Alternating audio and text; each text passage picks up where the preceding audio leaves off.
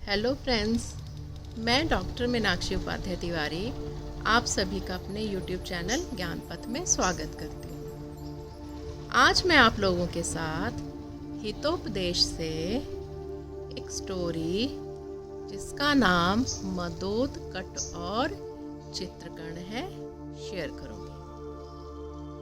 हितोपदेश के रचयिता नारायण पंडित हैं और जो हितोपदेश की स्टोरीज हैं ये सभी एज ग्रुप के लोगों के लिए हैं, चाहे कोई छोटे बच्चे हों या बड़े लोग, क्योंकि इन स्टोरीज का जो मकसद है वो है मॉरल देना, प्रैक्टिकल जो नॉलेज है उसको अपनी लाइफ में अप्लाई करना।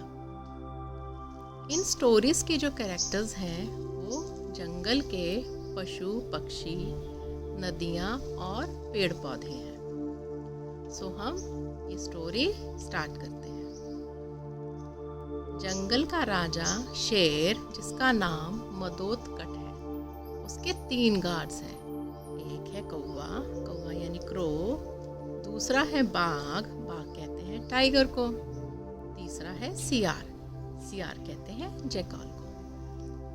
राजा ने इन तीनों को जंगल की बाउंड्री गार्ड करने के लिए भेजा कि जाओ देख कर आओ सब कुछ ठीक ठाक है ना।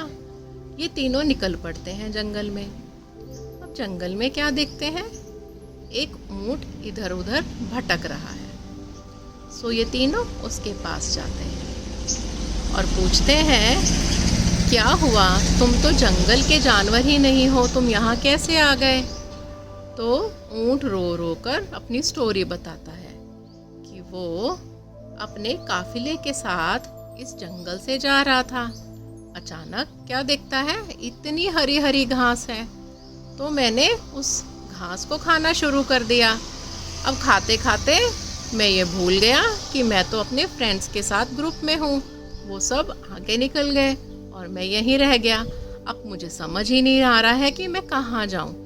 यहाँ के तो सारे जंगली जानवर मुझे मार डालेंगे, मैं तो किसी को जानता भी नहीं हूँ। और वो रोना स्टार्ट कर देता है। अब तीनों आपस में सलाह करते हैं कि ये तो घास फूस खाने वाला जानवर है, हम इसको राजा के पास ले जाते हैं, एक दिन इसको मारकर खाएंगे तो बड़ा मजा आएगा। और इतना बड़ा जानवर है, इस जानवर से तो हमारे कई दिन का खाना निकल जाएगा। वो तीनों उसको राजा मदोदकट के पास ले जाते हैं। अब राजा देखता है कि ये प्राणी जो है बड़ा विचित्र है, इतना लंबा है और ये सिर्फ घास फूस खाता है। तो कहता हमें इससे क्या प्रॉब्लम है, ये कौन सा हमारे खाने खाता है। तो वो उसको शेल्टर दे देता है, उसको प्रोटेक्शन दे देता है और कहता है कि मैंने तुम्हें अभय दान दिया, अब आप इस जंगल में किसी भी जगह जाकर घूम फिर सकते हो, आपको कोई भी कुछ नहीं कहेगा। इधर ये जो तीनों गार्ड्स थे ये आपस में सलाह करते हैं कि राजा ने तो इसको अभय दान दे दिया है, शेल्टर दे दी है। अब हमारे शास्त्रों के अनुसार जिस प्राणी को शेल्टर दी होती है उसको मार भी नहीं सकते हैं, क्योंकि ये सबसे बड़ा पाप होता है। तो वो कहते हैं चलो देखते हैं, कुछ दिन निकलने दो। अब इधर जो ऊंट था, राजा ने इसका नाम चित्रकर्ण रख दिया था, क्योंकि इसके जो कान थे राजा को बहुत पसंद आए, बड़े बड़े कान थे। अब जो चित्रकर्ण ऊंट था वो जंगल में घूमने लगा मस्ती से। अब क्या हुआ, कुछ दिन के बाद बहुत बारिश हुई और वो बारिश रुक ही नहीं रही थी। इधर जो शेर था वो भी बीमार हो गया। अब वो अपना खाना लेने के लिए अपने घर से भी बाहर नहीं निकल सकता था।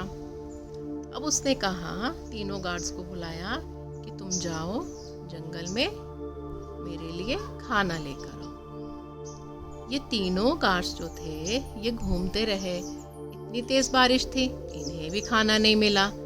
ये आपस में सलाह करने लगे। तो कौवा बोला कि राजा के अंडर इतना बड़ा प्राणी है, उसको क्यों नहीं मार के खा सकता है, इससे हम सबकी भूख मिट जाएगी। तो तीनों कहते हैं कि चलो हम इस बात के लिए राजा से डिस्कशन करते हैं। अब तीनों जाते हैं। अब जो राजा है, शेर है, वो बीमार है। वो पूछता है कि क्या खाना लाए? तो तीनों कहते हैं कि महाराज, इतनी बारिश में घर से बाहर ही नहीं निकला जा रहा है, तो हम खाना कहाँ से लाए? आप एक काम क्यों नहीं करते हैं? आपके पास इतना बड़ा प्राणी है, आप उसको क्यों नहीं भोजन बनाते हैं? तो शेर सोचता है कि अरे, मेरे पास कौन सा ऐसा प्राणी है जिसे मैं खा सकूं?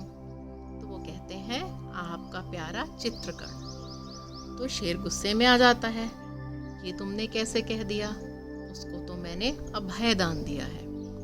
आप जानते हैं शास्त्रों में क्या लिखा है?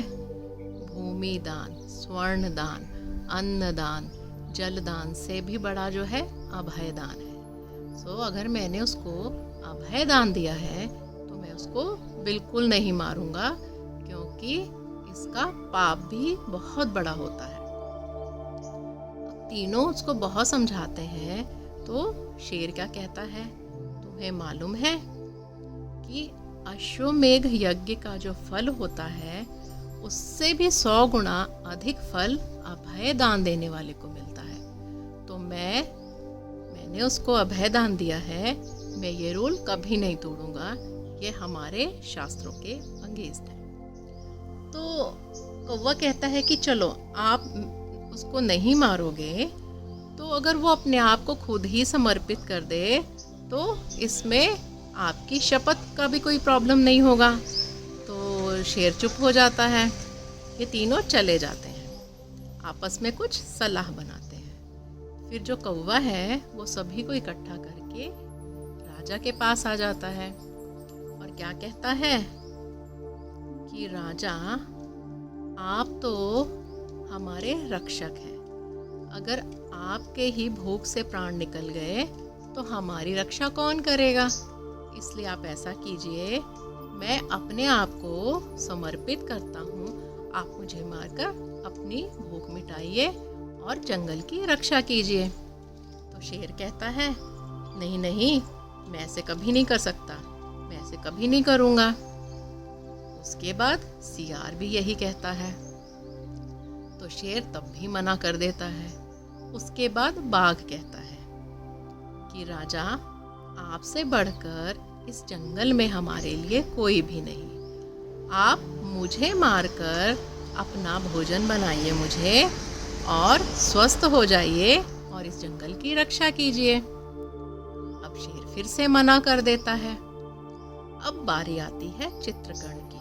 अब चित्रकण बेचारा भोला भाला, उसे क्या मालूम ये सभी धूर्त मिलकर उसे फंसा रहे हैं। अब वो भी बेचारा उसमें आ जाता है, तैश में आके कहता है कि हे राजन, मैं आपको भूख से मरते हुए नहीं देख सकता हूँ, आप मुझे मारिए और अपना भोजन बनाइए और जंगल की रक्षा कीजिए। बस फिर क्या था, उसका कहना था और सभी लोगों ने जो है ऊंट को मार डाला और उसको खा लिया, अपनी भूख मिटाई। सो फ्रेंड्स, ये जो स्टोरीज हैं हितोपदेश की, ये छोटी छोटी स्टोरीज हैं, लेकिन सभी एज ग्रुप के लोगों को शिक्षा देती हैं।